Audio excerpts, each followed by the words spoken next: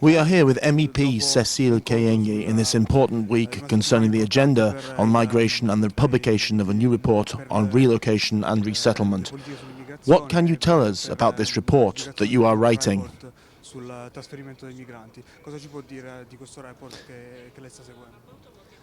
It is a very important report because it is the report that will establish the base for common European migration policies.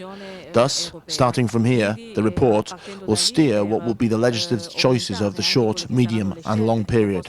It is important because it has a different approach compared to the past, exactly with the aim to get out from the emergency situation.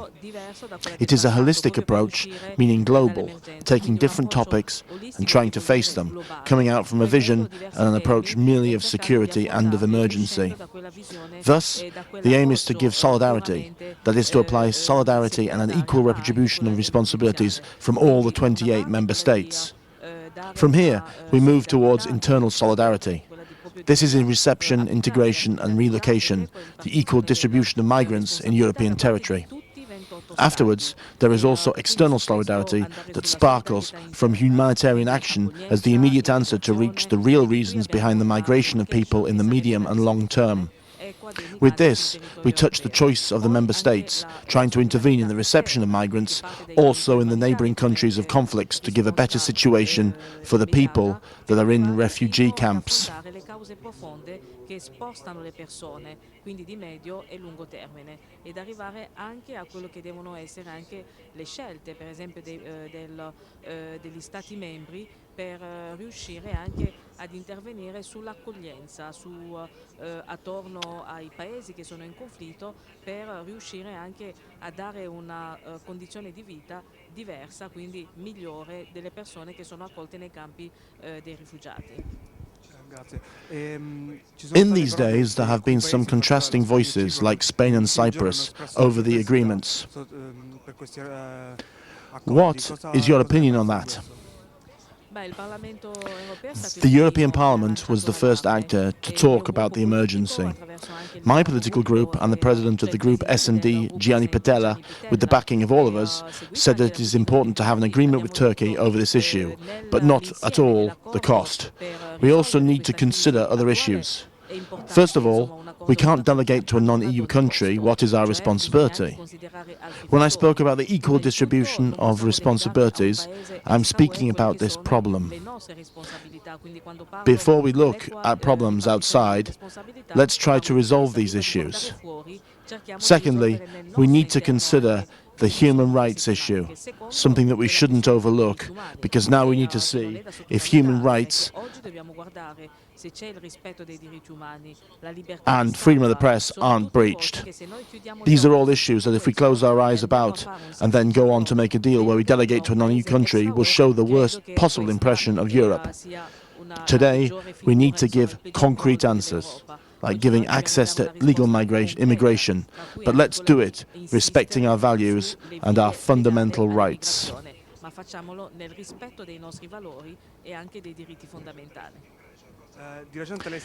Recently, you were in Greece. What did you see?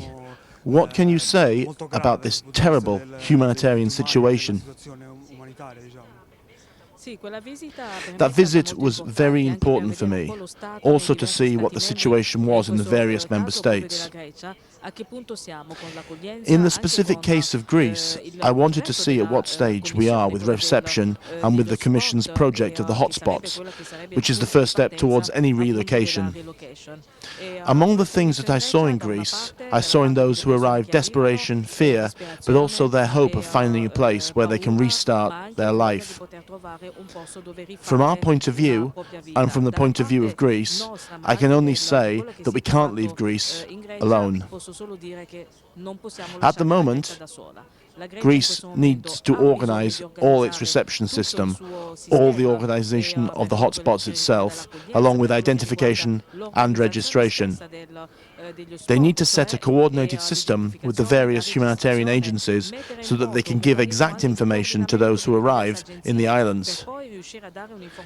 If all of this is missing, it is hard to go on with the next phase, the relocation and the resettlement, but also other reception policies. So, Greece can't be left alone.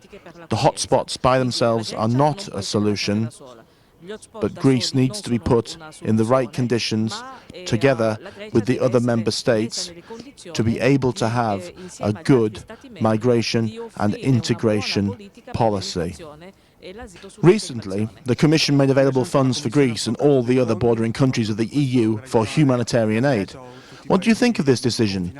Can this aid be helpful in the short term?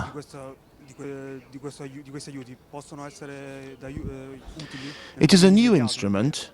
It is a useful instrument because for the first time the EU is giving humanitarian aid on its own soil. Because we can't have on our own soil what has been going on in Greece, but also in Calais and other areas. Therefore, the creation of this instrument is useful, in particular to give an immediate answer to the problems. I've spoken about a solution for the short, medium and long term. This is a solution for the short term. Having said that, if we don't want to see people in these conditions blocked in a country or at a border, we need also to revise other laws, such as the Dublin Regulation.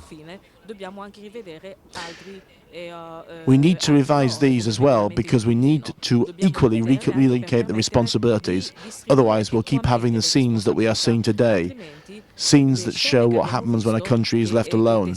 Before it was Italy, now it is Greece. We need to break this vision and we need to change the situation. A last question on the Dublin Regulation that you mentioned. The discussion over the revision of the Dublin Regulation has been postponed, but is there a general consensus among the Member States to revise this regulation that at the moment basically leaves everything with Italy and Greece? Di fatto delega solo alla Grecia e all'Italia il ruolo di dismissare I rifugiati. Let's just say that we, as the European Parliament, made some proposals. And among these proposals, we specified the direction that we wanted to go in, we wanted to give. We need to go beyond the country of arrival approach. We need to have a centralized system. Instead of making the request only in one country, with the risk of remaining blocked there, like we're seeing today, instead of this, we need the request to be handled on in a European centralized way.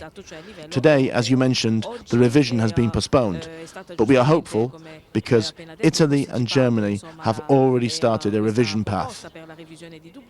But I know also that other states are moving towards this, to have a concrete proposal in the next Council. The Parliament has already expressed its opinion about this topic and will work closely with the Commission.